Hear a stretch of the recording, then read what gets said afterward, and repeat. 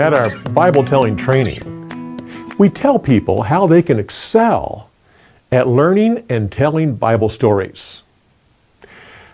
One of the first things they need to know is that they need to learn their Bible stories without memorizing words. It should become pictures, and you should learn your stories that way. If you memorize your stories, learning word by word, it will limit how many stories you can learn. And it will definitely limit how long you'll retain them. But if your Bible stories are pictures that you can clearly see, you'll have them for the rest of your life. Now, if you have a hard time with that, and there are many different ways of doing it, I recommend you come to one of our trainings. We'll give you several methods of learning Bible stories without memorizing words. The next thing you need to do is, once you learn your story, you need to tell it 5 times before you're done. I heard a speaker one time that said that his dentist told him that you don't have to floss all of your teeth, just the ones you want to keep. So it is here. You don't have to tell all your Bible stories 5 times, just the ones you want to keep. Listen, if you go to all that bother of learning the story, why not burn it in so you'll have it for the rest of your life? So I tell people that what they should do is they should recruit 5 designated listeners.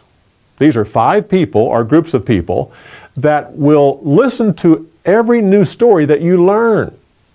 Whether you learn it once a week or once a month or whatever, you can go to them and they've agreed to listen to it. They'll kind of push you. If you wait too long before learning another one, they'll come to you and say, hey, where's my story? Very important. Well, to do that, then you have to gain a tolerance for telling stories poorly, which is what this chapter is about. In this case, the first time you tell it is what we call stumbling through the story. You tell it poorly. You have to go through that time. Then the next time you tell it, it's a little bit better, until finally the 5th time, you'll have it down pretty good. And then, after you've learned that story and have told it a few times and you have it down, maybe a long time will go by and you haven't reviewed it, and suddenly you're in a situation where you need to tell that story, and you might feel fearful about it. You need to tell it poorly and just go ahead and tell it. You'll be surprised as you start telling it, it'll all come back to you.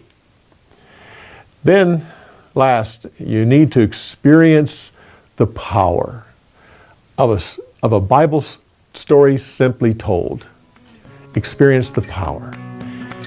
And we will talk about that in our next film.